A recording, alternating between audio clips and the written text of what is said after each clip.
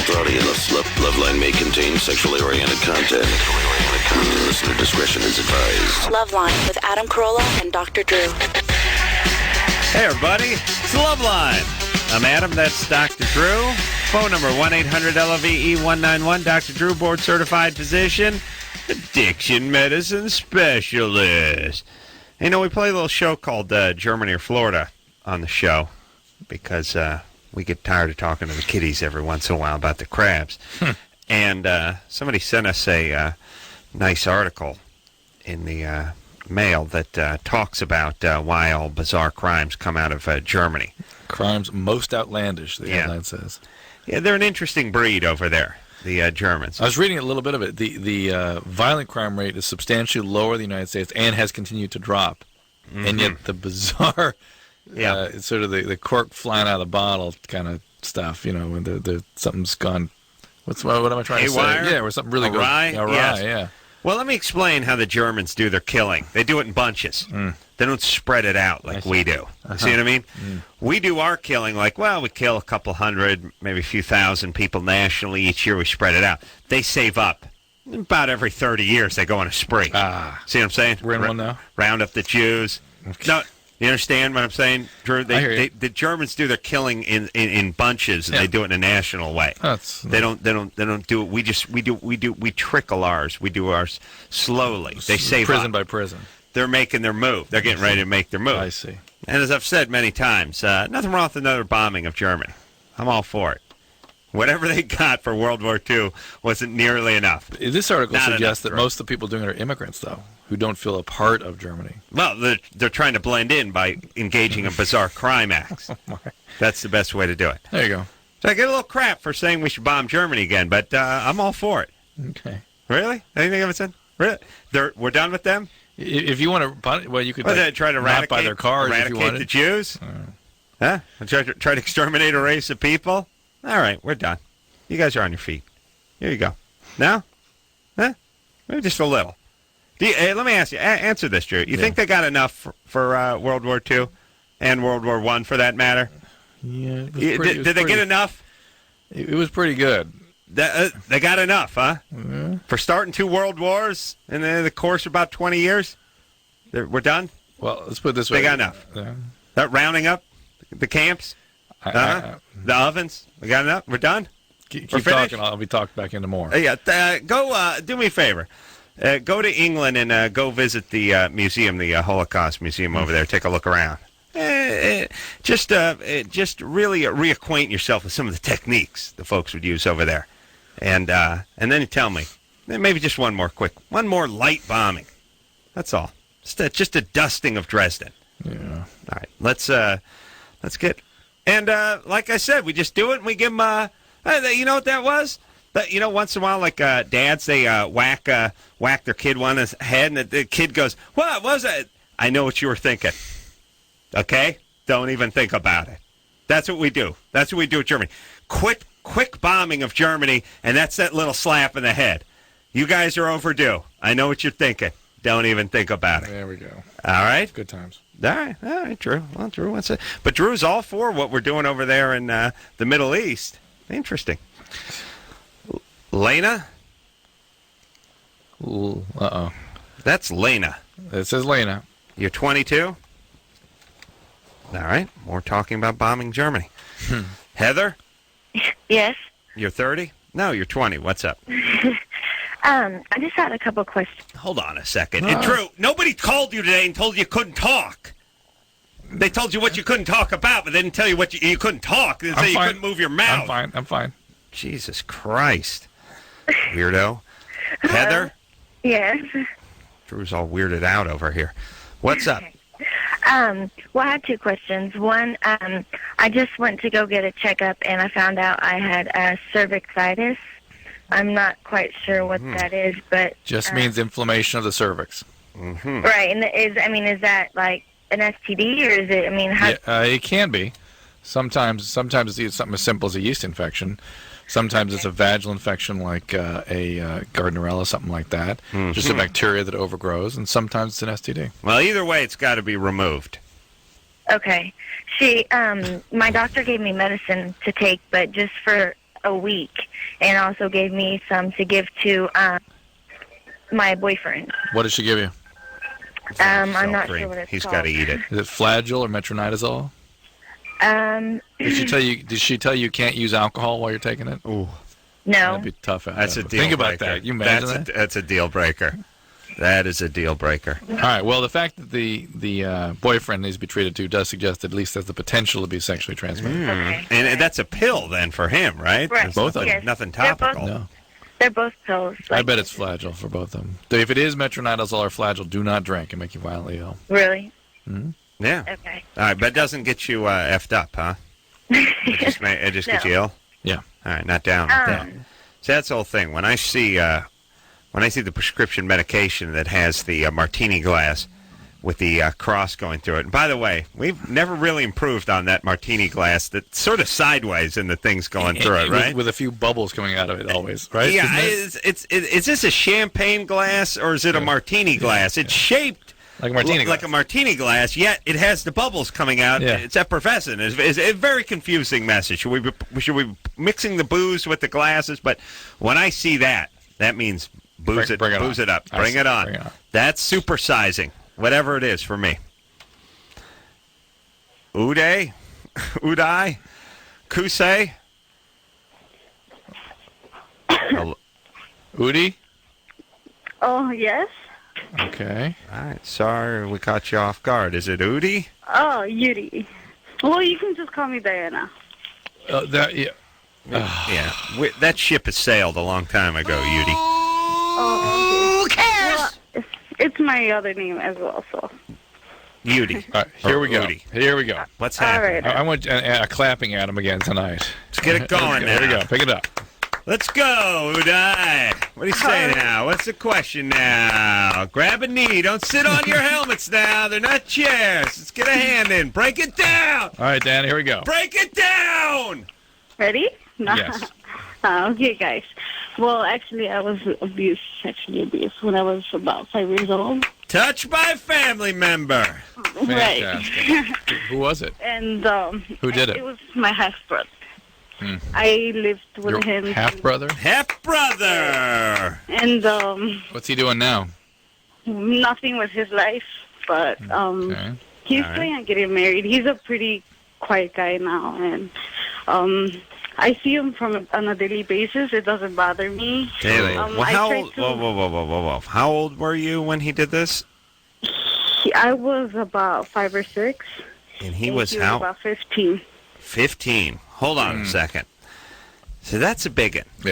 Yeah. You give me half brother, 13 and 12 kind of thing. You get the experimental thing, and then you give me the both kids kind of thing. But 15 and Or both adolescents, both 16, 17. yeah, something like that. But I was just see that's more stepbrother action. The half brother, but at 16, because you're getting weird now. But 15 and 5. Who got to him? That's like bizarre.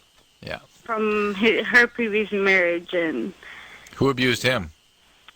I have no idea. Well, he's never had a father figure in his life. No, somebody sexually abused him. Yeah, that something happened to that kid because it just does not. It's not in your It doesn't add emotional. up, right? It's not in your mental vocabulary at 15 to be goosing 5-year-olds. Oh, It okay. just isn't. Right. Okay. Not unless you Yes. yourself have been The physically fact is sexually that abused. I'm a very insecure person, and I can't seem to turn all the negative. I'm very pessimistic. I can't seem to turn any negative energy into positive. I have a best friend who's studying engineering, software engineering, and everything, and I feel less than he is. I just can't get through school just like he is. Well, the guy I compare is myself. an engineer. I mean. Well, okay, you're going to college, right? Right. I'm taking general courses. What's your Although I can't- nationality? Me? I'm Mexican. Yeah. Mexican. Okay. Chicago. And you're in Chicago. They let you into Chicago. I guess they're just opening. They're opening all the cities up these days. Okay. She may have been there on a gardening scholarship or something like that. You guys are kind of cutting off there. It's probably best. I was making some racial jokes. Listen. What your brother did to you was wrong and is gonna leave lasting effects on you, and you Okay. got to get some therapy for that. there's nothing wrong with you. You're doing pretty damn good for someone who's been through what you've been through. Exactly. And Right. And sexual abuse. it wasn't the only time with my brother. Only it was with other people as well. Okay. Although no one really found out about those incidents. Who were the other people? We used to rent for some people, and I don't know, it was the owner, and it was him, and one time it was the brother of the owner of the house. Oof. We don't really know those people directly, and we have lost touch with them years How old were you? ago. How old were you at the time when these guys did this? I was about 4 years old. It was around the same time, like earlier. So your brother was not the first one to do it? Correct. Mm-hmm. Right. Oh, what's up with your? Was your mom sexually Something's up abused? with your mom. Yeah. What's up with your mom? Well, you know how it is with Mexican people immigrating to the United States. We can't judge. They We will do not that judge. They come here to work, and Right. sometimes they're too busy off at work. Right. they're Yeah. They leave the off kids at alone. work, No, you let know, me- Yeah, okay. Let me tell you something. Let me explain something to Drew. You whiteys over there, your kids, I mean, you guard your kids like Fort Knox. Right. The working, let me tell you something about people that work, especially when mom's at work and dad's either not on the scene or whatever. Kids are sort of out and about. I mean, you got to count on neighbors and school people and friends and drunken dads. And look what happens. Yeah, look what happens. And think about the kind of people your kid is hanging out with. Oh yeah. When, like Who knows? when I was young, half the kids I hung out with, their dads were like alcoholics and stuff. So let me get this straight. Both your parents were working so hard, they left you to make entertainment for yourself. No, but my mom couldn't be, pried out of her room with a shoehorn and a case of KY. Because her work was there at her desk on her computer. Her work was napping and smoking a little weed. You understand? Gotcha. She was a proud immigrant woman, squatting. Her parents immigrated to By this, the way, strangely, country 3,000 that behavior, years ago. not immigrant behavior. Strangely, that's Hanging out. That super hanging out is like a sixth generation American. Yeah. I know. It's just what no one informed my family is most people actually have a little money before they get into that hangout stuff. That's the irony of the American. You guys are version. hammering welfare checks and hanging out. But listen, Udi, Adi, she got to get herself some therapy. Yeah, very she's seriously. doing well. Yeah, for what she's been through, but she still cannot absolutely. feel. She has a severe self-worth issue. I would be surprised if she were a cutter. Let's just quickly ask, Udi, Yes. do you ever cut on yourself? Yeah, from an accident though, not from self-mutilation or anything. All right, Sort of a strange answer. Well, Drew wasn't asking if you've ever Been had cut. a cut. Do you have an impulse to self-mutilate? Maybe throw up at times. I think about, That's a start. just throwing up what I eat. Or Okay, anything. look, how about some therapy? You're going to the college, right? Right. Avail yourself Yes. of those resources. They're great resources at every school in the country, essentially. Is there anyone or any place you guys can recommend for Go people? to your student health services. That's right. Student health service. Go to the mental health services. There will be someone for you. That's right. It's the best time to use. That's the best health services in the country. This stuff designed age-specific for kids in school. Yeah, use it Tons all. of it. 'Cause then you get out of college, no one cares about you anymore. You don't have any insurance, and no one's going to look after you. Michael, Yes. you're 17. Hello? Yeah. Michael, Yeah. this is where you speak. Will I speak? Yes. Actually, I've been smoking weed for about 4 years I'm now. saying this has to be a drug call. Right. And by the way, how dare you? Weed does not affect people. I've seen some studies from the 70s that show proof. Yeah, listen, everyone I know who smokes weed looks like those guys that are, when they're on the satellite and they got the earpiece in and they're trying to join in on those political roundtables, but they're on, I think, a 3-second delay. It's always a little herky-jerky, a little bumpy. They're not quite sure. They're stilted and late. Cadence is a little bad. The circuits aren't all open. Right. All right. All right, Michael. Go ahead, Michael. Here we go now. All right. What it is I've been trying to quit. I've tried constantly, and it's like, I mean, it's pretty much virtually impossible. And, I mean, when I try, like, if I even go a day without smoking, I just get very irritated and everything. All right, so you've proven yourself that you're addicted to pot. Now, why don't you get treatment? I was just wanting to see if you had any, like, specific advice to help, you know, I mean, because, like, I've just been trying to quit so I can get a better job and all this and that, but, I mean... Yeah, you're addicted, so you will not stop, or you will switch to something else, and the only way that it will stop is with treatment, and you can go to a program. Would you live in Phoenix or Tucson? Chandler, actually.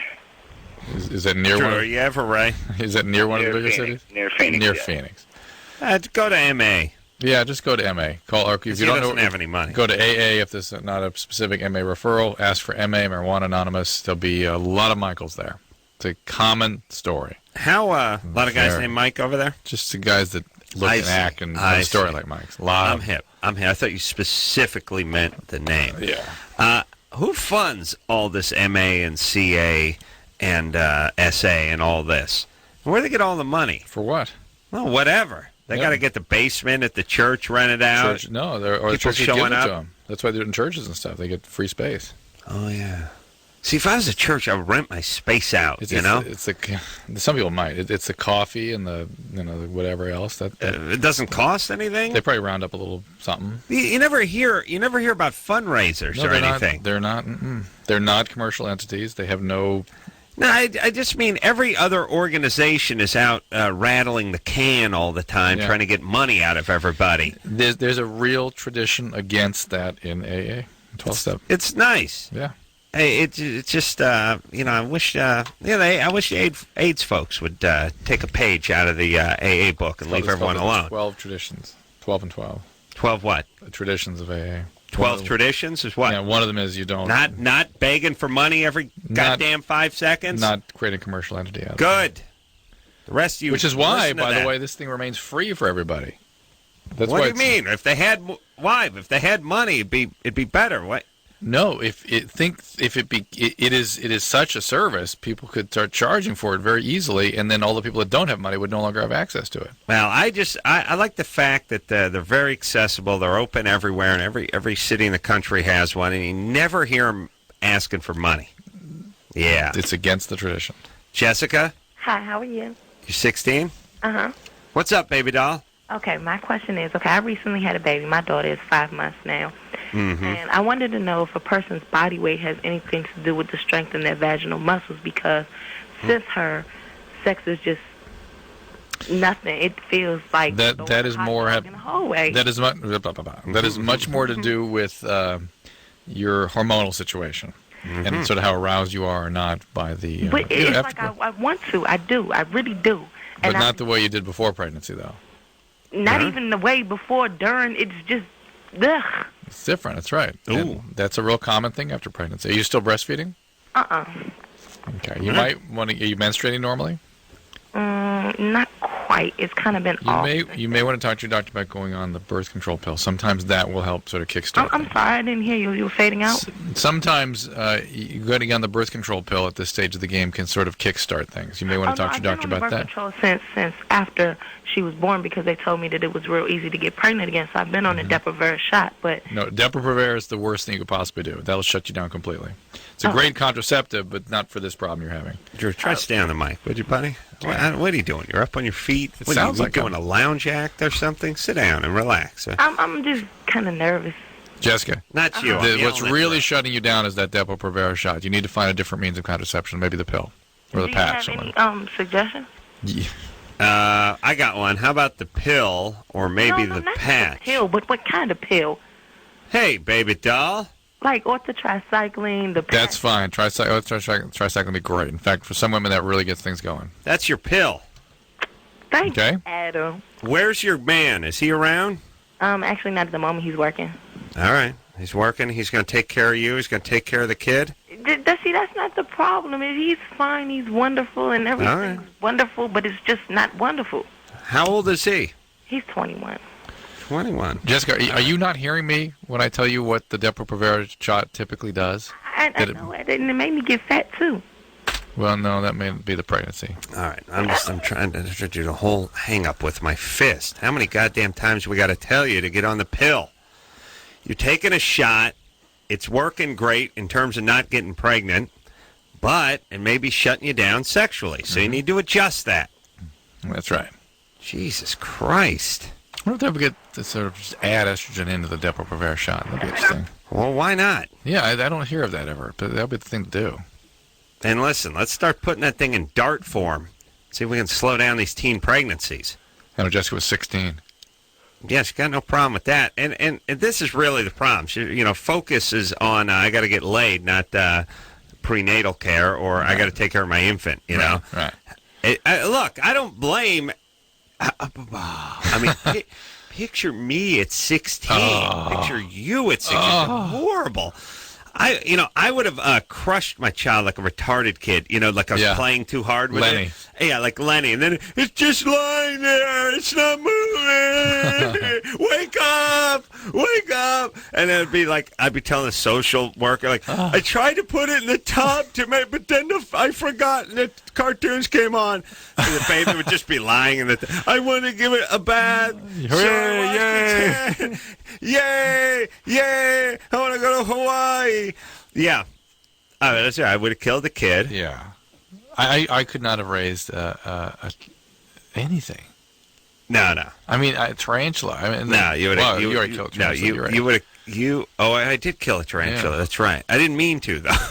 But, Drew, you would have killed a reptile. Yeah. Like you wouldn't have easily. It got down to the 60s. You forgot to leave the heat light on.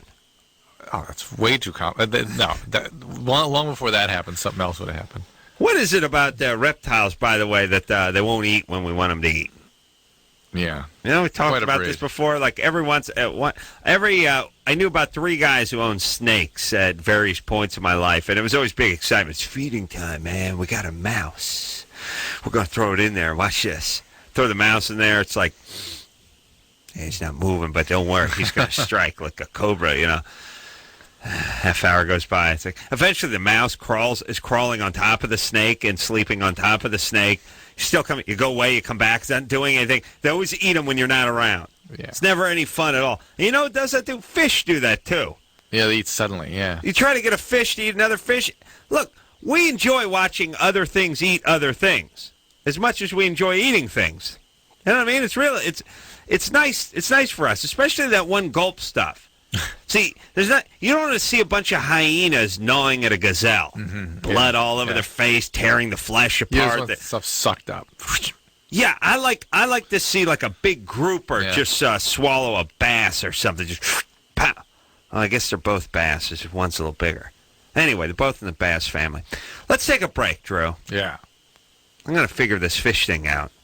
I'd like to see a channel where fish just ate other fish. The restaurant, Food Channel. No. I want to see fish swallowing other fish. Do you see what I'm saying? Yeah, you want to see the food chain like in fast motion. Yeah, but I don't want to see. I don't want to see sharks gnawing at stuff. You got to swallow it whole. Yeah. I could watch that forever. And then the weird ones that are all camouflaged and they look like rocks or something. And then pow. Right. That's the good one. Yeah, that's sweet. Yeah, they suck them in. All right, we'll take a quick. You ever seen that lure fish? Yeah. It dangles the thing out in front of it. Other fish come around, it sucks it up. Diabolical.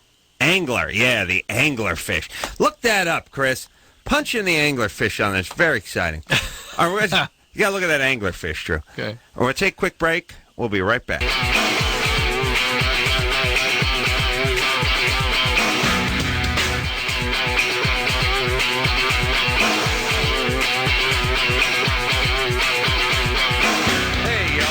Loveline. I'm Adam. That's Dr. Drew. Phone number 1-800-LVE-191. Dr. Drew's on the computer. We're both looking at the angler fish. Freakiest fish you've ever seen in your life. God bless that internet. Now Drew's telling me how many square feet are in an acre. 43,550. 60. 560. Oh, all right. Yeah, we can keep ourselves entertained over here. And educated, yes, Drew? Yeah, of course. Growing constantly. Let's speak to Anthony, who's 23. Anthony? Yes, how you doing? What's happening? Nothing. let's see. I had unprotected sex with my girlfriend. Mm-hmm. The following morning, we went to Planned Parenthood. Got the, what's it called? Morning after pill. Yeah, morning after pill, right? Fabulous. And that night, we had unprotected sex again. Well, as long as you learned a lesson. What was the plan? All right. What'd you say, Adam? No, okay. So you had unprotected sex again that night. Right. And I figured because, it's basically like a birth control pill except 3 times stronger, right? No. If we were still protected or not.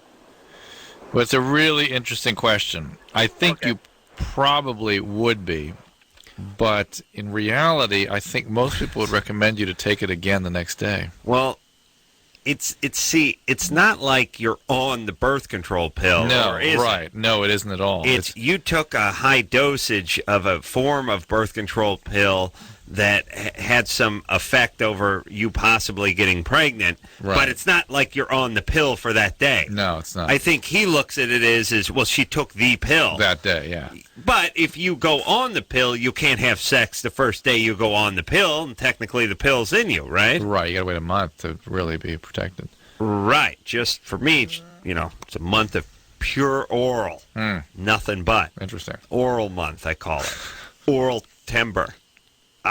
Oral, I call it. Yeah, it's the 13th month. The point is, it was on the old Roman calendar. I see. They just changed it. Yeah, I see. So, what's Anthony got to do? She probably take it again. He's actually probably okay. What was the time period, though? Well, part of the problem, by the way, will be that if she ovulates, say, 2 days from now, the sperm could still be waiting there for the egg. She needs, it could still happen. And so the suppression of the ovulation may not be as effective 3 days out from the pill taken the day before. So the idea is to not let the egg come down while the sperm is still waiting up there. And this way, the sperm has like about a 24-hour head start, see? So she could suddenly drop an egg. Yeah. So probably they'd have you repeat the morning after pill the next day. I dropped a few eggs in here last night. Did you notice that? Oh, yeah. Yeah. Rotten eggs. Yeah, I dropped an egg. And no birth control pill going to stop that. No. Only an act of God could have stopped that. Yeah. I'm trying to figure out which one. He's a fan. Megan? Yeah. Which act that is? You're 19? Yes, I am. What's happening, baby doll? I am diagnosed with bipolar disorder, and whenever I have my little mood swings and I get in the mania stage, I get a little overly promiscuous. So when you get manic, you get hypersexual? Yes. And what do? I pretty much either masturbate or engage in sex. With different guys? Yes. And is that, you ever got an STI? Any consequences from that? STI. Oh, that's STI. STI. That's one of those. That's my new nomenclature. That's a horror movie. Yeah. STI. It's a health class that's haunted at a junior college. Yeah. No, it's Freddie is STI. He is the coach and the health instructor. No, right? No, I can't say that. Or somebody. I like the haunted health class, and the crabs are like the size of hubcaps. Okay, good, yeah. Who are we talking to? Megan. Oh, Megan. All right. Megan? Yeah. All right. How many guys you had sex with this way? 20. 20. Are you a trauma survivor? Were you sexually abused growing up? No, I wasn't. And are you an addict? No. I've never really been able to get addicted to anything. I recently quit smoking pot for the past 2 months. All right. Okay, here's the deal. Are you taking your meds? Yes, I am every day. But what happens when you become manic? Are you just brittle and get manic no matter what, or do you stop taking your medicines? You stop taking your meds, right? No, just the past medication that they had me on wasn't strong enough. and now they're switching me on medication. And you know how you understand how biological this disorder is, right? Yeah, I do. So really, the important here is prevent from becoming manic again, and that's about taking the What do you medicine. mean become brittle? Just like diabetics can be brittle, and no matter what you do, their sugars are always up, and you can't get them under control. Some bipolars are that way too. They can be stable for a while, and all of a sudden spin. Poof. Yeah, but she's not taking her meds. No, she was. She just wasn't taking the right ones, and now is stable. So that's fine. Right. Well, there you go. Yeah. But good times, huh? Well, it is a loss for the male community. And where were all these manic chicks when I was in high school? You know what I'm saying? There with your buddies. They didn't yeah. That's true. Laura? It takes all kinds, though. It does take all kinds. You're 23? Yes. What's happening? I'm dating an older guy who is, kind of slightly overweight, like not obese or anything, but he's, a few extra pounds. And he's apparently very self-conscious about it, so what he does is he makes jokes to me about it, I guess, so I'll be okay with it. About his weight? Mm-hmm. How much does he weigh? Oh, I don't know, maybe about 220, 230. I mean, nothing, he's 6'2", so it's nothing like grossly overweight or anything. But I don't know what to say to him when he says jokes like this, because I kind of would like him to go to the gym a little bit. How old is he? He's 32. 32. The only weight I lift is my big fat ass every day when I wake up. That was pretty good. My fat ass. The irony is those guys would have no trouble going to the gym. That's mania right there. Little That's what that was. insane clown posse for you. Well, what does he do? What does he eat? Does he eat poorly? No, not really. I mean, if he went to the gym maybe a couple times a week, it would be okay. But for guys, it takes more than a couple times a week. You're particularly at that age. But what do you go to the gym? Do I? Yes. Can you go? Can you take them along? It's an all-girls gym that I go to. Oh, really? Oh, what's it called? You want to know the name of it? It's like there's circuit gyms now. They have. It's a 24-hour lesbo. Oh, I see. It's a chain. Oh man, would that draw dudes too? Especially dudes. It'd be. I'm going to start a gym chain called 24-Hour Lesbo. Ironically, all dudes. But each one of them that signs up thinks he's the only dude. It's like, okay, that's the whole thing. That's a sales pitch. 24-Hour Lesbo. And then every guy signs up. It's like, I don't know. I instruct all my guys. We're not supposed to let guys in. Are you cool? Oh, yeah. I mean, can you maintain? I mean, because we only have one shower and jacuzzi and sauna area. I mean, if you promise... You can pretend you're gay, too. Gay male. No. No, that wouldn't work. No, because it's all chick. No. Well, then it's going to be nothing but gays.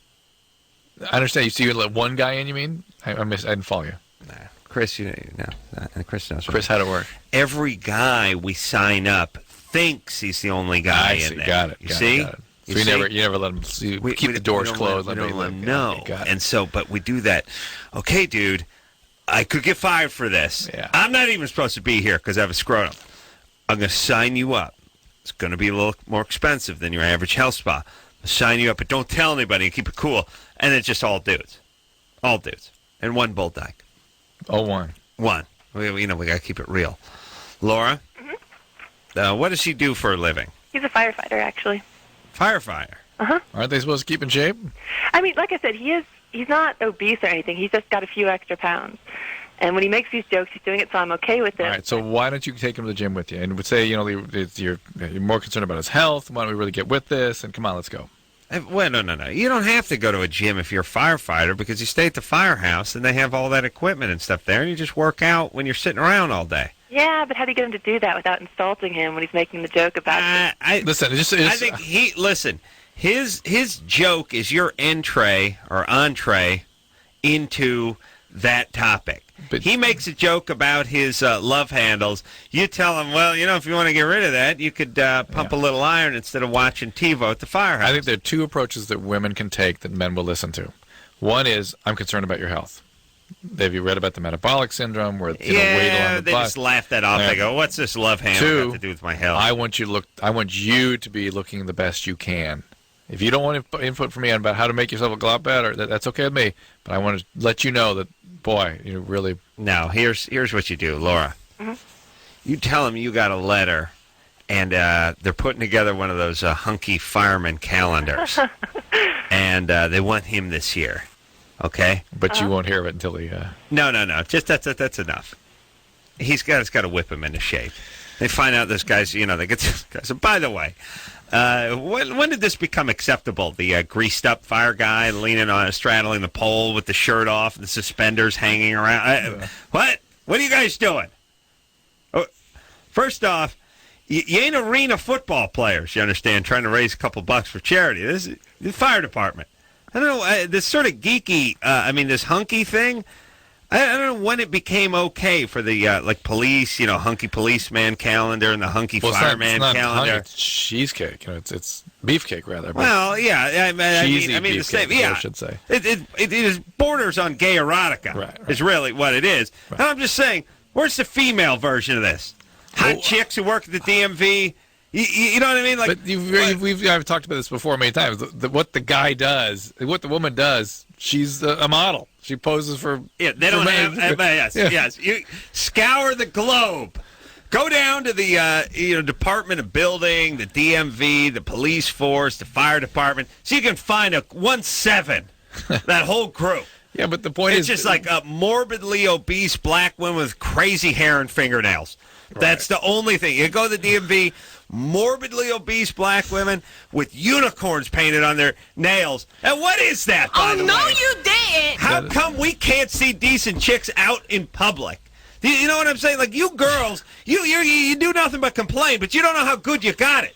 There's normal guys working places, You can go in to a city municipality. You can go into a court. You can go into a fire department. You can go to a fire department, and if there's 12 guys, there might be 7 of them are pretty solid. Yeah, you can do that. We don't get that luxury. The chicks at work, they're chewing gum. They got like 3 chins. They're into something. They smell weird. We don't get that. We don't get the solid chick. Oh, yeah, once in a while you go into the restaurant. They got the hot service. Yeah. You got the hostess that's a good 8.5, but she's gone. Yeah. She's gone the next week. The hotties, they don't work. They either model... That's their work, or they're struggling actors or something, or they just marry off some guy. They're not around. They're pulled out of the population. We can't enjoy them. Were they kept in some camps? Yeah, I'd like to start one. I'm just saying, guys. If you travel. Even as a guy, and I ain't one of those guys, but as a guy, once you walk, you go about your day, you'll see guys that are like good-looking guys just working at the Starbucks. They're just sort of behind the counter, just doing stuff. Right. Construction guys digging holes and pounding nails. Just good-looking guys. You don't have that. But you don't have that. What the guy does is a key ingredient. How about a hot chick cab driver? Oh. Sporty cab driver chick, huh? That would be nice, wouldn't it? Sporty. Chick comes to read your meter. She's hot. You know what I mean? The male. What about the male women? How about a nice hot male? You ever see those male women? You think they're dudes. Till you get up on them, and then you wish they were. All right. Let's take a break. I'm just saying, you women, you don't know how good you got it. Remember that what the guy does figures into the whole experience of the picture. Yeah. For a woman. I'm just saying, like... Not for a guy. I get it, though. Imagine, is there any version of the good-looking pool guy who comes to the house, unloads the truck, does this? There's no female version of that. There's no hottie chick that shows up to put up your satellite dish. You see what I mean? Yes. All right. We got to take a break. We'll be back.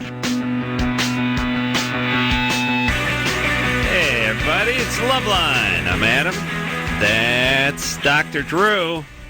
Phone number 1-800-LOVE-191. Did you hear the promo for this week's Hack? You see Hack? I didn't see it on TV. No. Is it going to be a rapist? Oh, Drew. No? Drew, you gave it away. Sorry. Jackass. I beg your pardon. Oh, my God. This week on Hack, in order to stop an internet gambling ring, Hack is going to have to become a rapist. But I hear him announcing stuff all the time now. I think I do, too. Yeah. It freaks me out a little bit. It's like, come on. In order to reach these kids, Hack will have to become a rapist. So much funny. Mike. Hey, how you doing? Good. You're a former cop from San Diego. Yep. And you're here to tell us that there are these cheesecake calendars. Beefcake. Well, they were for the PD when I was in back in the early 90s and 80s. Drew, hold on a second. What are you got like tinnitus or something tonight? You're like a step off, you're a step back. You never know what's going on. Fair enough. I'm telling you about the Lesbo gymnasium. You're going with the gays. What's going on there, Drew? Come on, buddy. Here we go now. Hey, Drew. All right, here we go. Come on, grab a knee, buddy. Come on, break it down. Let's go. Get a hand in. Let's go now. All right, let's talk to Mike, line 535, cop. What's going on there, Mike? Hey, how you doing now? All right, buddy. Way to break it down. Come on, Drew. Pick it up. Let's go. You're right. All right, so why are you a former cop, by the way? I just got tired of the politics. Okay. Politics. Yeah. Yeah. He wanted to beat on ethnic groups, and they wouldn't let him. Yes? No, that's our brothers to the north in L.A. County. Ah, yeah. That's that. Yeah, all right, but, so, is a cop a good job? It pays the bills. You know, it definitely is not boring. Mm-hmm. But it does get kind of mundane when you go to the same meet up with the same losers every day. Yeah. Hey, is it Mike? And we're going to talk about these calendars for a second, but right. I really have this theory that it's about 1% of the population that's just effing it up for everybody. Like, you know, I call 911. Well, actually, I've never called 911, but I will one day. God forbid, I will call 911 and it'll be busy because they'll be on the phone with the a-hole who's called in for a 6th time this month. Yeah. You see what I'm saying? Yep. Yeah. Can we just start? When's the mercy killing start? You know what I mean? I mean, it's like, how come there's a very small population that gets to monopolize the police department? That's a domestic dispute every other night. It's another 911 call. They're in a feud with the neighbors, so they're going to get a restraining order, and then they call the cops on them because the stereo's up to. Really, you know what I mean? It's like 99% of the population has nothing to do with the cops, and then 1% is either getting arrested or constantly calling them for nothing. Can we do something about this 1%? Mike, how about a pistol whipping? Hey, as long as there's no video cameras around, I'm all for it. Please. I mean, as a cop, you just run into the same guys over and over again, right? Well, it depends, yeah. I mean, when I was working, it was usually, you know, in the area I worked, it was always the same gang members, the same, you know, same domestic disputes and all that? Mm-hmm. All right. Oh, yeah, so you called to tell us that there is a female calendar. Yeah. And, yeah. Go ahead. Well, what were they wearing? That's the whole thing. The firemen got their shirts off, and they wear nothing but suspenders, and like holding like a Dalmatian in front of their junk. Or they're wearing the big protecting, the fireproof pants. Yeah, they're wearing the pants. You know why they can wear that? Why? It's because all they do all day is lift weights. How often do firemen go out and... I know, that's my thing. They sit around all day, and they just eat and lift weights. I know, they're huge guys. Chicks love them, too. Oh, they do more than that. Yeah, once in a while they fire truck too. Yeah. You know what I love, by the way? I love how the Army doesn't like the Navy. I love how the cops don't like the firemen. I like how the Highway Patrol doesn't like the sheriffs. I like the fact that people that we look at as essentially the same hate each other. You know what I mean? Yeah, very jealous or envious or. Yeah, that's cool. I like that. I don't know why I'm amused with the Army hating the Navy. Yeah. Drew hates Dr. Phil. The same guy. All right, so Mike, what are they wearing in this calendar? Uh-oh. Yeah. Mike? All right. That's the world's most unsatisfying show. But the point is, well, again, made the same, which is guys don't care what they did. So they, A, don't want to see them in the garb of whatever their job was. Right. And B, if there are more attractive women who don't have that job, they'd rather see that. Yes. Yeah. It's neither here nor there. So it's why we've never heard of that calendar. Right. No one's bought it. Well, this is my theory. Whereas you go to a male strip joint, the guys are always dressed as cops or firemen Indians. or Indian. No, not Indians. Aren't they? Idiot. Is that just in the gay strip? Well, that's just the gay stuff. Okay. But they're dressed as guys who have jobs, Yes. essentially. Or some role. Women are dressed as sluts. No, they're dressed as strippers. Right? All right. It's just not... Come on! Maybe it's you. Listen! I'm trying to make the point, which is... it's a... The point is Stop crapping on everything that comes out of my mouth! I was just saying that No, they're here's dressed what as you're the just job saying. they're doing. The job is stripper. No. Are you throwing a tantrum? The point... Here's the point I'm making. Yeah. The guys dress up in outfits of cops and firemen, Job. other professions. Yes. They have it. Women dress as nothing. They dress as prostitutes. They dress as sluts. They don't need a job. But Guys don't want that. But the point I was Indian, making, not a job. But the point I was making is they do dress as the job they're doing, stripper. That's the job they want to have. All right. You're halfway back. All right. We'll take a quick break. We'll be back.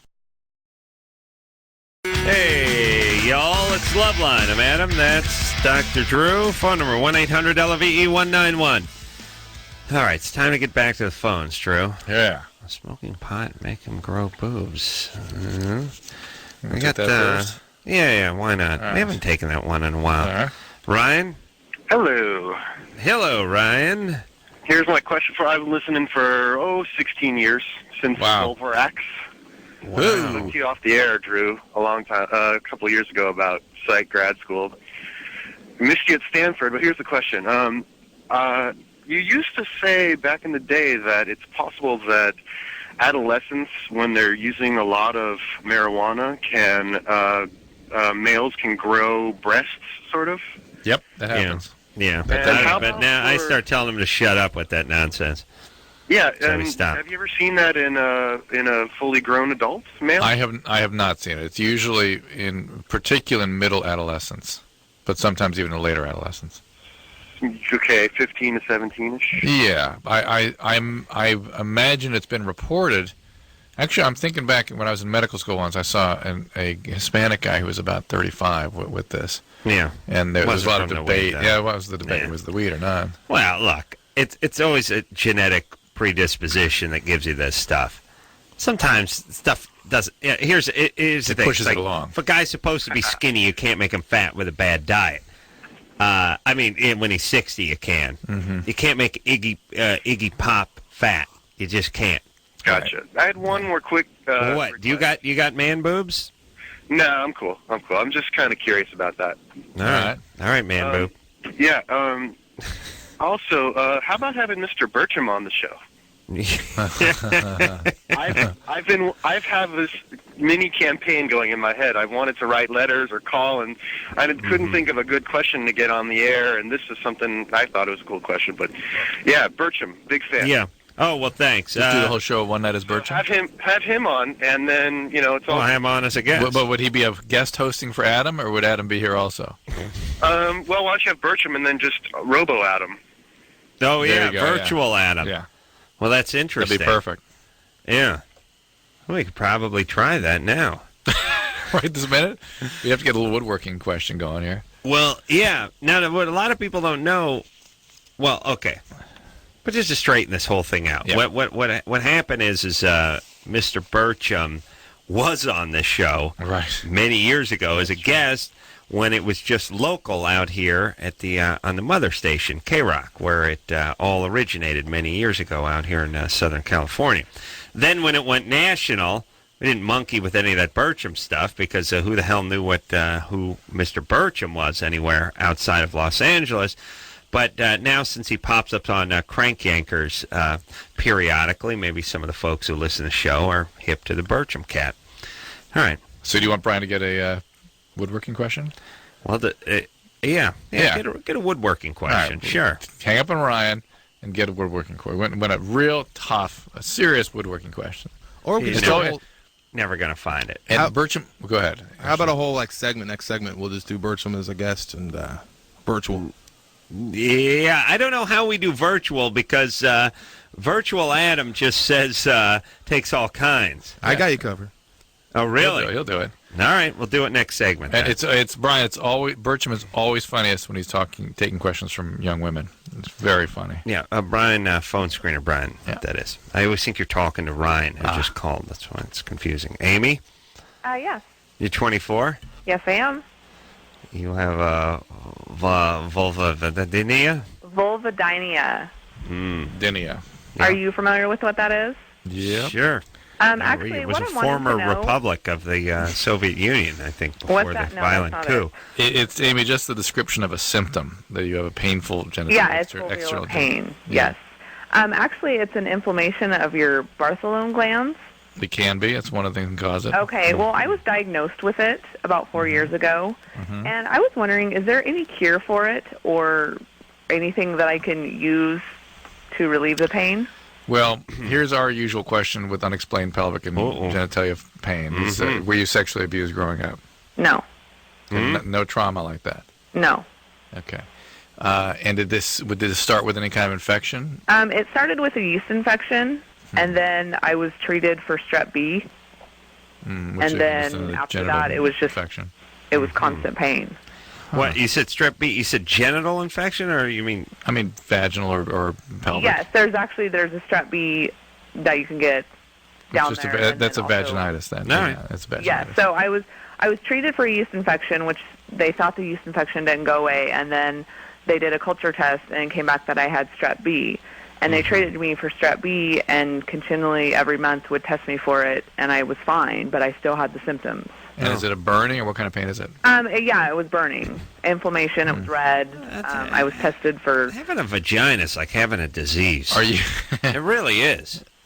It's really it's like being born with diabetes or something. It's a constant. It's like a part diabetes, part Ferrari in your pants. Well, I've been to about 5 different doctors and specialists.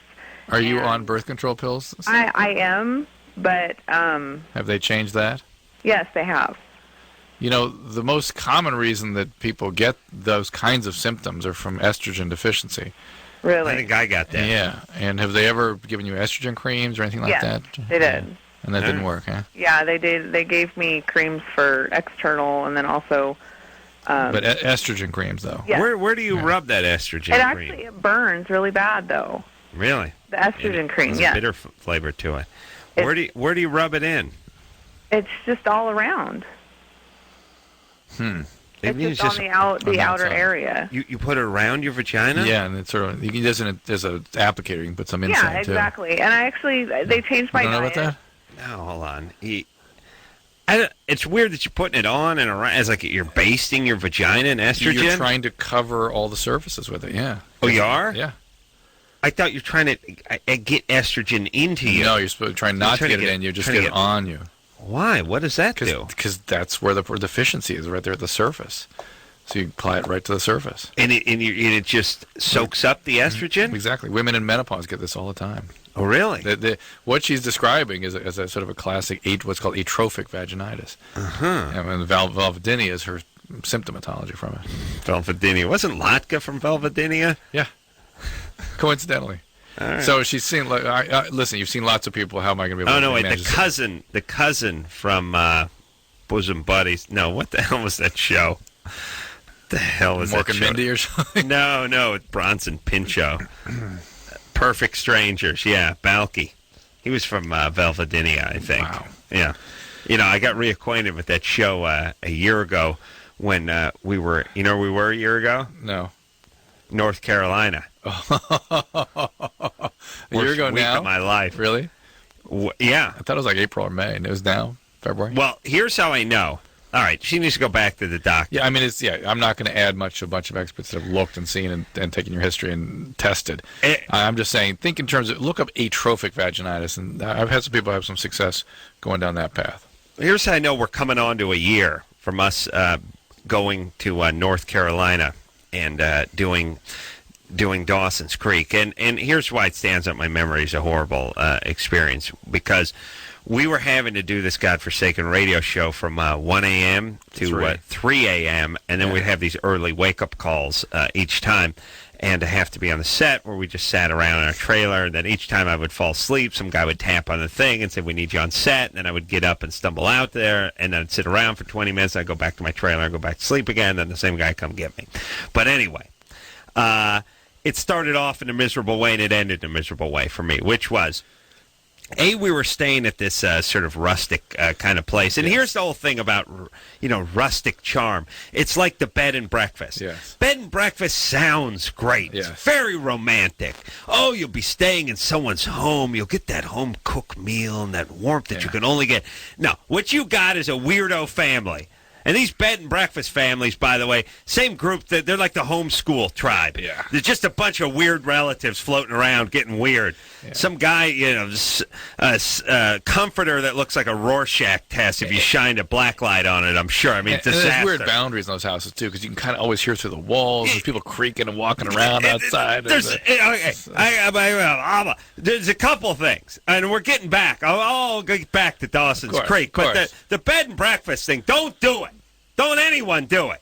Here's the thing, too. There's always the weird family member who's not been spoken of or introduced to you. The grandma, the weird aunt from the old country. She's planted in the kitchen. Right. So when you're heading you're heading out of your room and it's like 2 a.m. and you want to get a yogurt from the refrigerator, weird grandma sitting there giving you the stink eye. You're not sure if you should say hi to her. What is she doesn't seem to be looking at you. A weird little energy. Somebody's cooking you a horrible breakfast. Boundaries. It's not horrible. Quite what you wanted. Yeah. There's some kids running around. Yes, uncomfortable. I don't know how I don't know how I got involved with this thing, but somebody decided, it was my wife, that we need to stay at a bed. It's always a disaster. Don't anyone do it. It shouldn't be called a bed and breakfast. It should be called squatting someone's guest room. You know what I mean? I guess it could be okay if you were like cottages away from the main everybody. But even then, it's that way. You walk in, there's pictures, everyone, there's toys, there's kids running around, there's the weird old family members planted there. It's weird. There's boundaries, and you don't want to have sex. It's like, when you ball away in their bed, their extra bedroom, the kid's probably sleeping there the next night. They give you a key. You're not. If you go out, you're weird about coming home. Like, well, hey, we better get back. I don't want to be banging on the door at 2 a.m, waking the family up. Just stay at a hotel.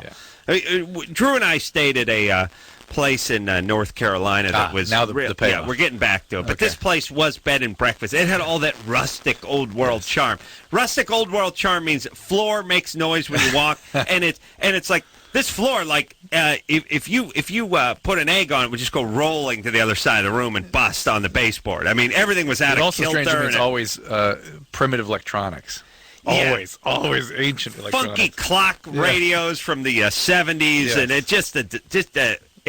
just give me a nice hotel room any day of the week. I'll just get loaded on the mini bar. All will be forgiven. But anyway, so we're out north. We got to go to North Carolina and do Dawson's Creek. And the reason I know it's 1 year ago, and it's coming up on 1 year ago in just a couple of weeks, is because the L.A. Marathon was going on the day I was supposed to get picked up to go to the airport. Yes. And again, I remember that story. I got to start. I was talking about it on Kimmel a few weeks back. I'm going to talk about it here.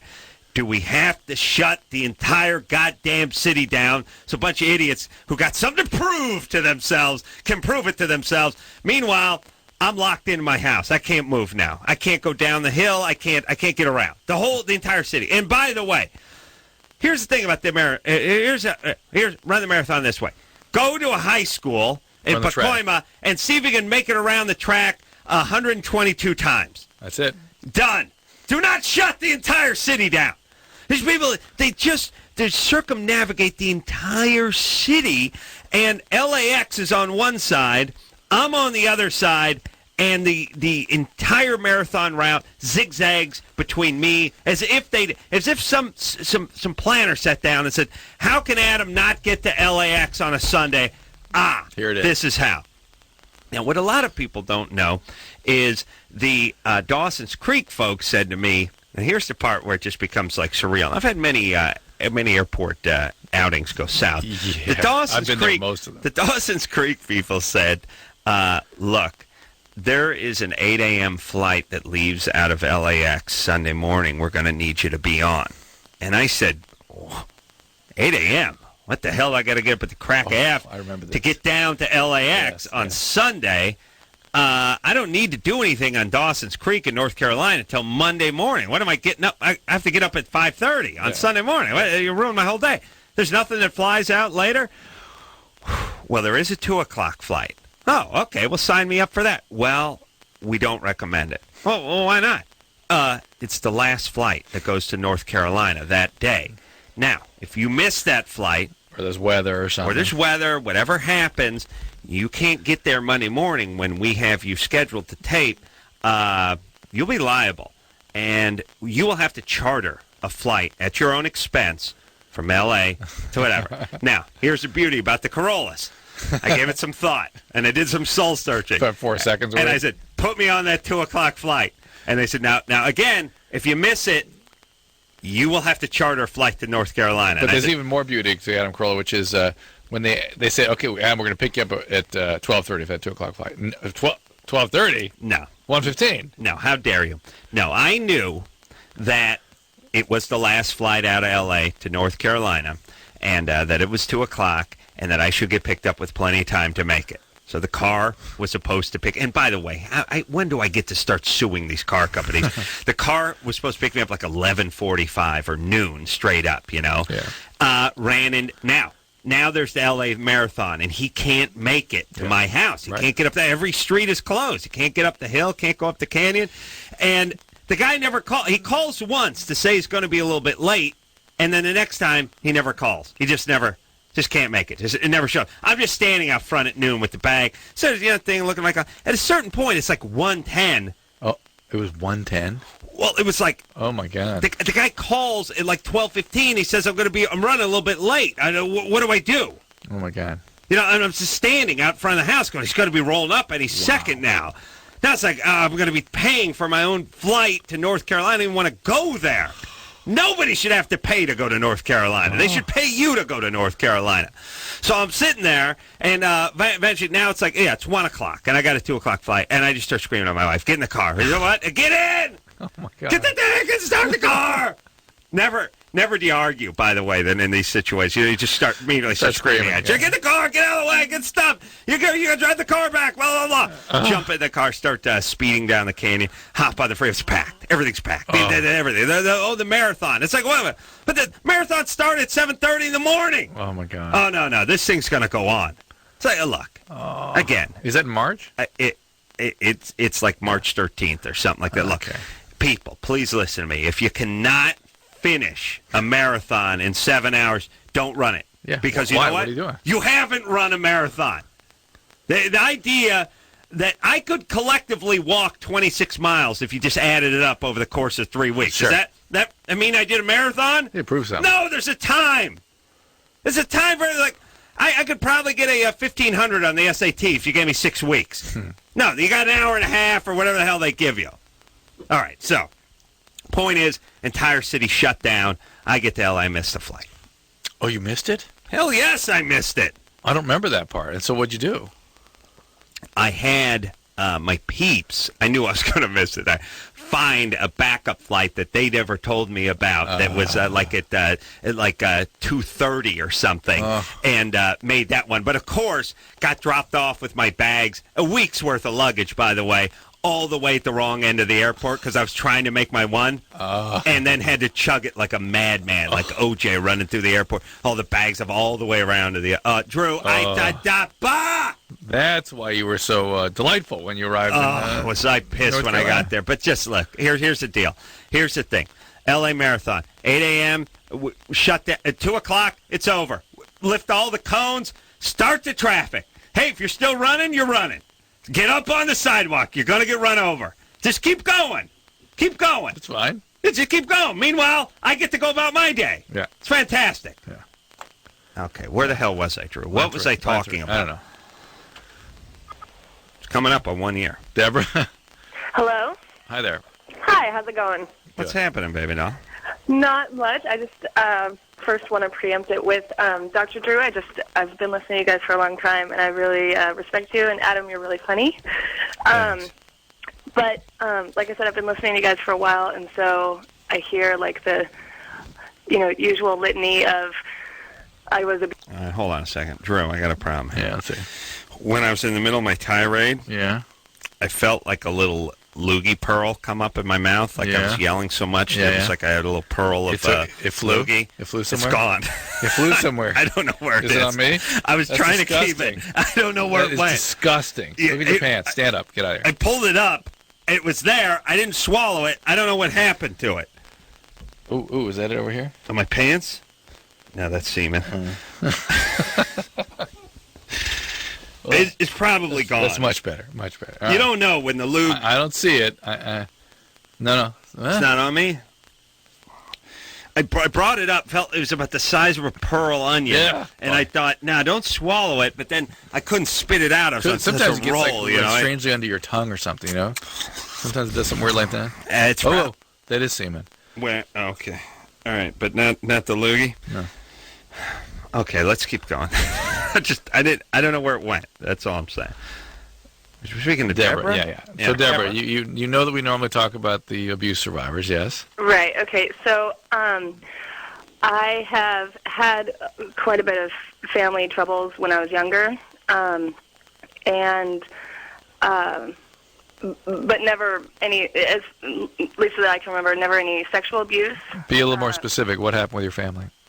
Well, I was adopted when I was 3.5. How come? And Yeah. How come? How come? Because at least from my understanding, my birth mother, she had me when she was really young, and then her parents, alcoholics, yada yada yada. At any rate, she just couldn't take care of me. So you have no recollection prior to 3? No. Nothing. You don't remember your birth mother? Nothing. No. I mean, I wish I did, but I don't. Why do you wish you did? Well, because my adoptive parents weren't exactly the type of people that should be adopting children, I guess you should say. Was it that, or was your behavior kind of both, I'm sure. I mean, when I was a child, I wasn't like of the coherent mind to be like, oh, well, I'm doing this because of this reason and that sort of thing, But looking back on it, I'm sure I was acting out because of, because I didn't understand what was going on. And all right. But what's happening now? Are you getting any therapy? No, because... How about it? I'm sorry? You get some therapy. Well, yeah, I know. One, I just can't afford it right now, and two, I've been through so many therapists when I was younger because my parents were trying to figure out what was wrong with me. That's a lot. Wait a minute, by the way, how much imagination do they need to have knowing that you had an alcoholic, chaotic family system and were abandoned at age 3.5? Why they couldn't put that all together? Well, also, give your adoptive parents a little credit, by the way, sending you to therapy and adopting you. Right. I mean, why? I know, look, I mean, here's what happens. Here's what happens. The ones that stick around. Abused. Yeah. You get abused from 0 to 4, whatever. Right. Then somebody, and I'm not saying they're saints, but they're a hell of a lot better than where you came from, and certainly a lot better than me. They come in and they do everything they can, but the abuse was so profound that you just act out and you throw tantrums, and they have to discipline you, and then you resent them, but you're really angry at your biological parents. Right. And then it sort of goes down in the book as, well, they weren't great people. I don't know. The idea that they came in and took you to try to get some therapy and stuff. I mean, maybe they're a little bit better than you're giving them credit for, Deborah. Yes, it's just hard for me because when I was 10, they kicked me out of the house and made me pull weeds to earn money so that I could sleep inside. And yeah, but I'm sure because you were just raising holy hell. It was because I wasn't doing my chores and I wasn't following what they thought was my sister was adopted from a different family, and she was adopted when she was like a couple hours old or something. And she's a year older than me, and so just from taking a lot of psychology classes myself to try to figure myself out, and from talking with my mom, my adopted mom, just that, she had an idea of what she wanted me to be like, and I wasn't that idea. And, when I was younger, I would hoard food in my room, and so they would, chain the refrigerator's door shut and wouldn't let me have anything unless it was, at a specific mealtime, and... All right. Hey, it's hard to tell, but, Drew, you and I sort of know that you had a feral child here that you were trying to set boundaries for, Right. it sounds like to me. Yes. And that can get a little ugly sometimes. Yes, absolutely. And that's more what it sounds like to me. Yeah. It's not going down in Deborah's mind is that. It's like, oh, they chained the refrigerator shut. Yeah, it's because she would have cracked it open otherwise. It sounded like you had parents that were overwhelmed and really were trying to do something. And here's the only reason I'm siding with them. A, they adopted you. Yeah. And then B, they put up with her. They put up with you. And then C, they sent you to therapy. They did their parenting. Yeah, they tried to come to terms with this. Yeah, and by the way, all you ingrate kids out there, if they send you to therapy, it's usually because there's some interest in you getting better, because they're trying to punish you in some way. Right, that's right. All right, so Deborah, it's, hate your biological family a little bit more. Yeah. Love your adoptive family a little bit more, and hit some therapy. Get back to therapy. Yeah. All right, we'll take a break. We'll be back.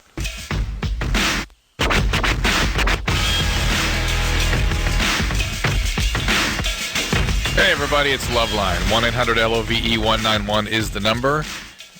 We are having the good fortune tonight of a presence of a dear friend, Mr. Burcham. Thank you for joining us, Burcham. Appreciate it. I tell you, I came out here for the Carolla kid. He's a big boy. He's a good-looking kid, that Carolla. What are you going to do? Great looking. He's hung like a black rhino, too. That's weird. He's got then matinee idol good looks. You know what I'm saying? Burcham, the endowment part? Good-looking kid. How is it you knew about that? Word on the street. On the street, I see. I got my ear to the pavement. Indeed you do. Tell you something, I'm like Huggy Bear from Starsky and Hutch. You and Snoop get together once in a while? I'm just saying, I know the streets. I know what the kids are into. Just so if those of you make the big bucks. And there's Carolla ringing in, just so great. Mm-hmm. Right back at you, big fella. Yeah. Anderson? What's that? That's why I make the big bucks. That's right. Okay. Just in case there are people out there that have not had the experience or the great good fortune of experiencing our dear friend, Mr. Burcham. Burcham, why don't you explain your heritage and, how you Vietnam vet. Yeah, and your 3 tours over there. The work. We're going to be taking some woodworking questions, too, tonight, because you have some expertise. Teach shop Louis Pasteur Middle School out in Monrovia. Nice. What age? What Shocking. Wood shop. What age groups are you teaching? Middle school. Middle school, I see. So you're not listening? No, didn't listen. His headphones on? So it's like 15, 13, 14, 15. 13. Yeah, 13, 14. That's a great age, huh? Love wood, don't care for the kids. That's such a great age, though. Not a big fan of the kids. But you've been doing it how many years? Nah, they're too far gone at that age. How many years? Teaching over there? Yeah. No, it's into the teens, easily. Good Deep times. Deep teens. And yet you'd have to put up with these kids all those years. You don't like them? No, not a fan. Not a real fan of dudes. Hey, it takes all kinds. Except for that Carolla boy. That guy's 10 kinds of funny. But you're not just 10 teaching boys. I got a couple lesbos in the class still. What are you going to do? The girls are required to take shop too, right? Look, enough about me. Let's take some calls. Let's take some calls. I'm waiting for some woodworking calls to come up. Which Shut up, everyone. Talk. All right. This is James, who's 21. James? James? Hi. You're on Mr. Burcham. Meth. Uses meth? What? What's meth? It's methamphetamine, speed. Oh, speed, yeah. Good times. Let's do a little of that now. Good times. I was wondering, what does the long-term effect of meth, ecstasy, and pot have on the human brain? There's a big boy. He is a big boy, and there's no added effect. In other words, there's no synergistic effect. It's just additive. Whatever meth would do, plus pot, plus ecstasy is what you get. Your brain, quiet down, punk. His brain's like one of those trays that goes at a bar under where they pour the drinks. You know what I mean? It's got 5 different kinds of booze in there. What are you going to do? You're messing yourself up, son. Here's the deal. The meth and the ecstasy are going to be your biggest problem because those are drugs that can damage brain. I'll tell you something about Burcham. He gets high on life and those amyl poppers. You're into that now? Mostly life. But the and then popper, the amyl popper. Pow. No, I don't mean to be presumptuous, but amyl popper is sort of prevalent in particular cultural... The gays? Yeah. Yeah, it's the only thing they got right, those people. And how did you come to the amyl nitrate, the poppers? Listen, like I said, I've been around. Okay. I know what goes on the street. But I was saying, we can learn a few things from the gays. Your son is gay. Fashion, one of them, and the amyl poppers. That's the other thing they got right. So James. Yeah. So again, it's the issue of what's called excitotoxicity from the ecstasy and the meth. Yeah. And then the pot just, what? I've actually been clean for 7 months now. I'm in recovery. Are you still having memory problems? Oh my gosh, yeah, I have a lot of memory problems. I have night dreams. He just remembered he had memory problems. He's like, oh, wait a minute. Yes! And once again, on this show, it's not funny you should bring that up. Mm-hmm. No, it's like, you're talking to me, I have memory problems. Mm-hmm. And that's the ecstasy and the meth that causes that. And Now, that is associated with limbic brain damage, memory problems, depression, panic, and anxiety. Mm-hmm. And that will be persistent, so it's important to take medication. Boring. All right, yes, sir. All right, where's the woodworking stuff? We ain't got That's really why I'm here. All right, we're See, None of these these kids. This is... the hell? Carolla boy funny, though. 10 kinds. Hey, if you kids want to hear me, see me on Crank Yankers, Tuesday nights, Comedy Central, 10:30. Did you get that gig? Good times. Blue Kimmel. You Blue Kimmel. Not going to lie to you. Okay. Yeah, Jesse, 18. Yeah. What's up? Hey, I had a question about my ex-boyfriend. He left me, and I'm 7 weeks pregnant. You stinking whore. And? And I don't know what to do about him. I miss him so much. You miss him so much. Uh-huh. But he's an ass. How many months pregnant is she? 7 weeks, I think she said. 7 weeks? Yeah. How many months is that? 2 months. He's a bad guy, Jesse, 2. right? He leaves you, abandons you when you're really in need and vulnerable. Hey, it takes all kinds. What's We've been not to dating miss? for 3 years, and he just decided to leave me when I told him. You're pregnant? That sort of, under definition of a-hole, you'll see a boyfriend who leaves after 3 years when he finds out girlfriend is pregnant. Mm-hmm. And you look under a definition of boring, and you see Dr. Drew. What are you going to do? Hey, but it's good times. No, good times. Good times. No, I respect the man. I don't want to listen to him, but I respect him. But Bertram, Jesse's calling from Alaska. You Alaska. You spent time up there? Beautiful country out there. Fantastic country. Horrible people. Horrible people. Beautiful country. You fishing? Majestic. To Alaska. Majestic, exquisite, beautiful. God's got horrible people. Dreadful, horrible people. You must have, beautiful country, you had some though. sort of bad Amazing. experience out there. No, it is salmon. What happened? The rivers teeming with salmon. The sky so blue. Beautiful, you say? The Kodiak bears. It's a beautiful, horrible people. Horrid people. Beautiful country out there. Beautiful, here we go. Exquisite, Right. snow-capped mountains. Beautiful, horrible people. Our guest tonight, I'm Dr. Drew, is Mr. Bertram. Adam is sort of in and out. He's, in fact, what we would call virtual. Give me a mother effing shoot! And this now is going to be a Bertram question from Scott, 28. Scott? No. Hello. Hi, Scott. What's up? I'm looking at buying a modular home, putting it on some property. Good times. Modular home. Bertram, can you translate that for me, please? Mobile home. White trash. Modular home. Where did the term modular home come from? You snap it together. But it comes in pieces. Yeah. But it's such a euphemism. Why? They can't put a whole house on a truck. I see. So they do it in a couple pieces. I see. Then they go on site and they snap it together. He's a big trailer. boy. That's right. Okay. Okay, Got one of the questions is that the guy's talking to me about his roof pitches. I don't know anything about that. He's talking about like 412 and that kind of stuff. Yeah, I guess. I All really right. don't know anything about it. I wants to know what's his question. What I want to go with, I don't know. I live out here in Michigan. We get a ton of snow. You understand why I hate So, our callers? What kind All of right. roof should you put on a mobile home? A trailer. Well, here's the thing, everybody. You want a good steep pitch on your roof, especially if it's going to be snowing. Yeah. I mean, if it's going to be snowing, you can't have a flat roof. We can have flat roofs out here in Los Angeles area. You know what I mean? Just flat, little parapet, little scupper action. Flat, no problem. White rock. Yeah. Wait, sorry, who invented that? Is that you, Bertram? Guys? No. I knew those guys were high at the time. Were they non with you or something? Or? Horrible period. No, we would have killed those. They wouldn't let those types over there. We had men over there. Concentrate, Bertram. You want a steep... Something happened to your voice. It takes all kinds. No. You want a steep roof. You want it steep. And not only that, not only when it's steep, but I swear to Christ, you can have a roof that you can see light coming through it. If it's a steep enough rake, it won't leak. Really? You got a good steep rake on that roof, it ain't going to leak.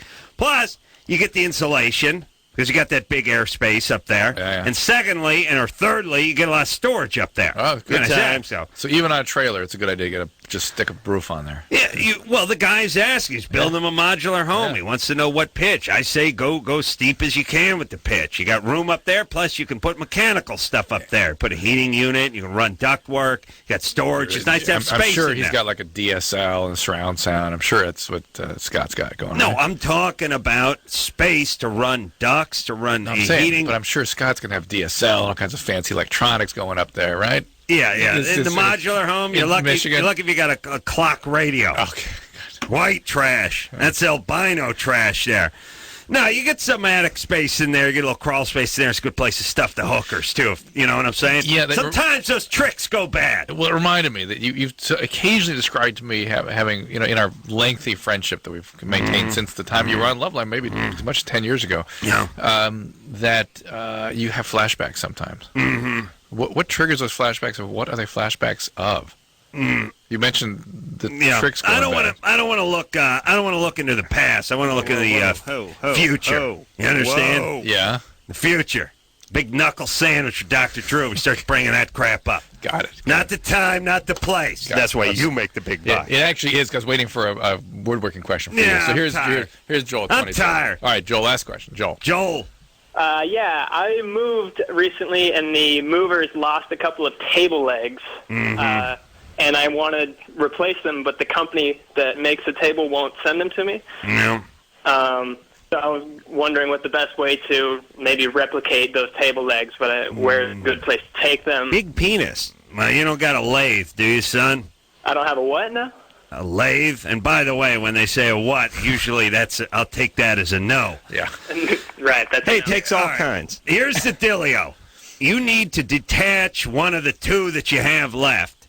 Right. Go down to a hardwood store. All right? Place that sells hardwood. Yeah, that's a place I've never been to. What are those like? Yeah, I know, because only dudes go there. Okay. Then them queer baits they don't let in. I see. No shoes, no shirt, no queer baits, no service. Okay. That's what the sign says. So, Joel. Good times. You're out in Santa Monica? I am. You one of them queer baits, too? I'm not one of them. Wow. Better get out of that town. Here's the point.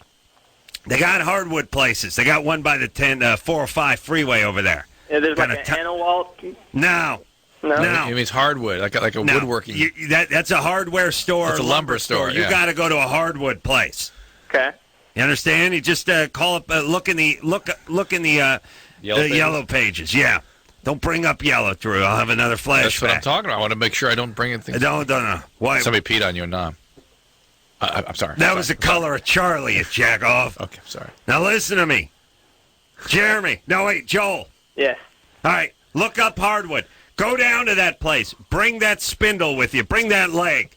Show it to them. They might have something there that'll match. If not, they can match it for you. Because they do, when you're doing a staircase, you do all the balusters and all that kind of stuff and the spindles. They make them up. It's good. They'll make any shape you want. And they stock a lot of them, too. It's your expertise, Virgil. Quick door question. Good times. Jeremy. What's going on? Real fast.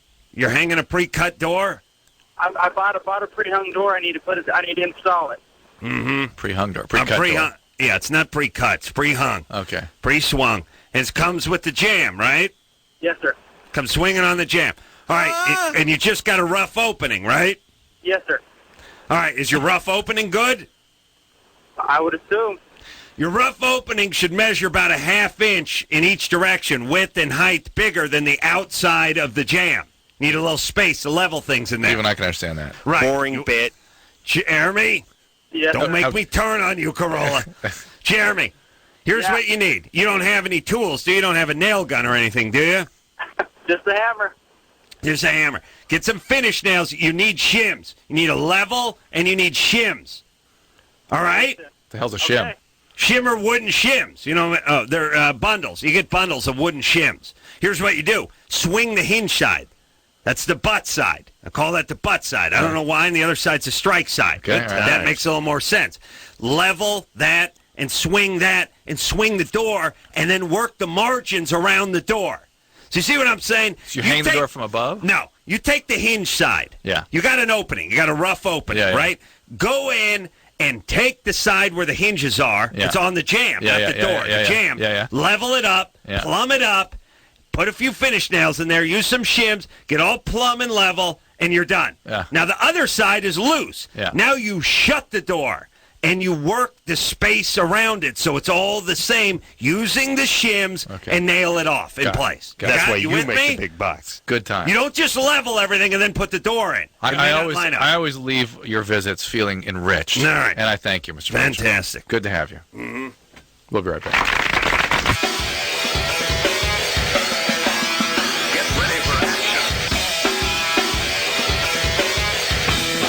Hey, everybody. Well, thanks to Mr. Bertram came into the studio. You were a little bit sort of, were you put off? Or were you overwhelmed by his Bertram accolades for you? Or I'll tell you what, Bertram is... You're just a little more quiet He's than a usual. soloist. You know what I mean? Like when Jimi Hendrix is out on stage... Was I saying too much to him? No, I think he was okay with you. I'm just saying when Hendrix is out on stage, he's doing a solo. You don't pull up next to him on the bass. Right, you stand back. You just stand back. Let him do his thing. That's good. Okay. You see what I'm saying? Yeah, you're fine. It's not good times. Yeah. Bertram was explaining to Drew during the break actually what shims were. That's right. Yeah. In his world, everyone knows what a shim is. Yeah. Well. But don't you? Drew, don't you shim things up like if you got a table that wobbles? And you slide a piece of cardboard underneath the short leg. I will forever call that a shim. I don't know what the hell I've called it. Oh, you would never call it... You got a block. You got a block. Something. I would always call it shimming it up. Okay. Not in my Shimmy? world. Okay. All right. Let's get back to the phone. Speak to Brian, who's 18. Brian? Hey, how's it going? Hey, buddy boy. What's going on? Well, me and my girlfriend's been living together for about 2 years. Mm-hmm. And, when we first got together, we didn't have sex at first, and then, 3 months later, we started having sex, and it was good. This is when you were 16? Yeah. Yeah. And she was 18 at the time. Mm-hmm. And you were living with her at that point? No, she moved in with me after she graduated high school. Okay. But she was 18, but not graduated high school? No, she graduated high school. She took the GED, Did you follow that logic? No. She moved in with you when she graduated high school? After she graduated high school. 3 months into your relationship, when you were 16 and she was 18, you had sex? Yes. Okay. And my question was, 18, she's out of high school? Yeah, when she graduated high school. So 3 months into your relationship, when you were 16, you were living together? Yeah. Wow, that took a lot. Every time you say she graduated high school, he answers with something other than that, other than yes. Yeah, well, sorry about that. That's all right. Well, anyways, back to the question. Did she take the GED? No, she graduated. We met in high school. All right. So, what's up, buddy? Well, anyways, sex used to be, really, really good. It's like endless. We could do it, forever. But again, you're 16, she's 18, you're living in your own house? No, my mom's house. And you're having endless sexual encounters around your mom. Just trying to read while the headboard is banging against the wall in the adjacent room. Oh, it takes all God. kinds. Yeah. Is that the fact? You were living with your mom? Yeah, but I'm living with my mom now still. Okay. All right, so now... Oh, that makes it all better then, of course. 2 years later, the sex ain't so great. No, it's not. Yeah, okay.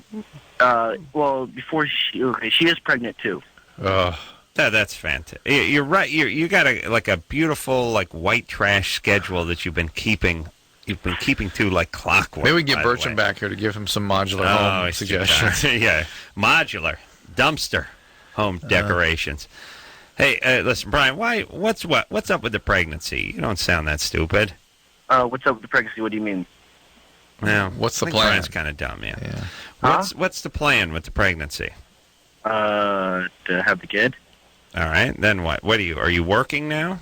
Yes, I am. What do you do? Retail sell statues. I knew it. Huh? Really? That's what popped into my mind. You sell statues, huh? Yeah, like garden supply statues. All right. Work at a nursery, basically. Yeah. What's a good Caesar bust go for these days? I don't know. I Okay. sell like little gnomes and stuff. Hey, no Caesars. It's just Drew's looking into a sundial. Nothing? No sundials? No gnomes. How about lawn jockeys? Or is that sort frogs? Are we in politically incorrect times for that? You're right about that. Yeah. Yeah. You get your lawn jockeys. You paint them white now. Do you sell little waterfalls too? It's all like gnomes and toads and stuff like that. Little waterfalls. All right. Anyway, let's get to the bottom of this. All right. So, what's the question? Is sex supposed to be like not good after a while, or Everything is not good after a while. Your favorite food's going to taste like crap one day. I don't have time, but there's something called the Coolidge effect, where men continue to be more aroused by diversity and novelty. But she's pregnant. She's not as into vomiting Brian a lot. ain't that into it either. I know. Look, here's the thing. Oh, I hate it. Of course. Well, look, when you're 16 and you're living at home and you find an 18-year-old who agrees to come to your house and have endless sex with you, it is the best thing that is by far. Didn't know that happened. I didn't know it happened either. Evidently does. And of course, you're look, as many hours as she wants to log on top of your penis is as many hours as you're gonna do. And of course, after 2 years of that, things slow down and go to what would be a normal relationship by the way. cadence. Yeah. Okay, you're entering that adult cadence. Yeah. You got to ask us this thing. I know. All right, that's it, please. No more pregnancies. Don't screw up this kid. Yeah. All right? Or give it up for adoption, please. And don't let like a statue fall over on the kid. Just the little gnomes. They won't. All right. We'll be back. Hey, everybody. Well, there you go. There's the show. Take a little extendo 22-hour break. But don't worry. We'll be back tomorrow night. So don't forget to thank Bertram. I want to thank Mr. Bertram for coming in tonight and do a little thank the Yankers Plug. 10:30, Comedy Central, Tuesday nights. So until next time, this is Adam Carolla for Dr. Drew saying mahalo. This has been Loveline. The opinions expressed on this show are not necessarily those of the staff, management, sponsors, or this station. The producer for Loveline is Ann Ingold. Loveline is a presentation of Westwood One Entertainment.